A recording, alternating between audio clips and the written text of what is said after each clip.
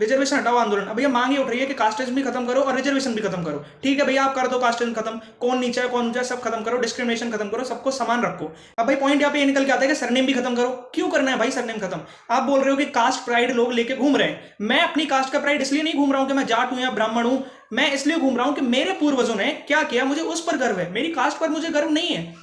महाराणा प्रताप ने क्या किया उस पर राजपूत गर्व करते हैं, छत्रपति शिवाजी महाराज ने क्या किया उस पर मराठे गर्व करते हैं, महाराजा सूरजमल और गोकुला जाट ने क्या किया उस पर जाट गर्व करते हैं। हाँ, इस प्राइड से हटकर अगर कोई अपनी कास्ट पे इस चीज को लेकर गर्व कर रहा है कि और सामने वाले को नीचा दिखा रहा है कि तू नीचा है मेरी कास्ट ऊंची है, ये डिस्क्रिमिनेशन आप हटाओ, मैं इस चीज के सपोर्ट में हूं। लेकिन अब ये कहोगे कि भैया आप सरनेम भी हटा दो, मैं इस चीज के कतई साथ नहीं हूं।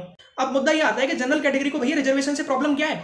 सपोज करो यूपीएससी सिविल सर्विसेज का एग्जाम है जिसमें 100 सीट्स हैं, 100 में से 27 सीट्स तो ओबीसी के लिए रिजर्व है, 15 सीट एससी के लिए रिजर्व है, 7 सीट एसटी के लिए रिजर्व है और इसमें से 10 सीट ईडब्ल्यूएस के रिजर्व है। तो टोटल सीट हो जाती है यहाँ पे 59। मतलब इस 100 में से 59 सीट्स तो रिजर्व हैं।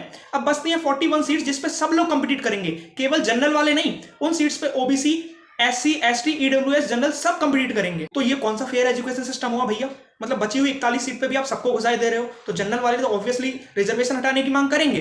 अब आप बोलोगे भैया एससी एसटी के साथ तो ऑपरेशन हुआ था तो उनको तो भैया रिजर्वेशन देना पड़ेगा। ठीक है भाई दे दो, मान लेते हैं आप उनको रिजर्वेशन दे रहे हो। अब मुद्दा यहाँ पे ये निकल के आता है कि टीना डाबी का एग्जाम्पल लेते हैं। टीना डाबी एक एससी कम्युनिटी से बिलोंग करती है, ठीक है। 2015 में वो AIR 1 आई थी सिविल सर्विसेज के एग्जामिनेशन में। टीना डाबी के पापा क्या करते हैं? इंडियन टेलीकम्युनिकेशन सर्विसेज में जॉब करते हैं। टीना डाबी की मदर क्या करती हैं? इंडियन इंजीनियरिंग सर्विसेज में जॉब करती हैं। मतलब आपके पेरेंट्स जो एक प्रेस्टिजियस जॉब पे हैं, सेंट्रल गवर्नमेंट की जॉब, ग्रुप ए की जॉब्स होती हैं, ये आपके पेरेंट्स उस पे जॉब कर रहे हैं और आपको फिर भी रिजर्वेशन की नीड पड़ी। जनरल कैटेगरी की प्रीलिम्स की कट ऑफ गई थी 107 मार्क्स और एससी के कट ऑफ गई थी 94 मार्क्स। टीना डाबी स्कोर करती है 96.66। टीना डाबी ने रिजर्वेशन से इस एग्जाम को क्लियर कर लिया। अब मेरे को एक चीज यहाँ पे ये बता दो, टीना डाबी कौन सी ऑप्रेस थी? टीना डाबी के साथ कौन सा डिस्क्रिमिनेशन हो रहा था? या फिर टीना डाबी का कौन सा फाइनेंशियल बैकग्राउंड जो है इतना वीक था कि उनको भी रिजर्वेशन की जरूरत पड़ गई?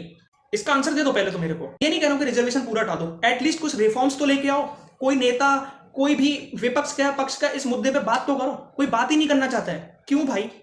आपको सबको इक्वलिटी देनी पड़ेगी। मैं ये नहीं कह रहा हूं कि आप एससी एसटी के लिए पूरा खत्म कर दो या फिर उन पे ऑपरेशन नहीं हुआ, जो हुआ वो पास्ट में हो गया, आई एग्री विद दैट, और अभी भी होता है, I also agree with that. But आपको रिफॉर्म्स लाने पड़ेंगे। आप पर्टिकुलरली किसी भी कम्युनिटी को फेवर नहीं कर सकते हो। आपका इस चीज पे क्या सोचना है? अपने थॉट्स कमेंट में जरूर बताना।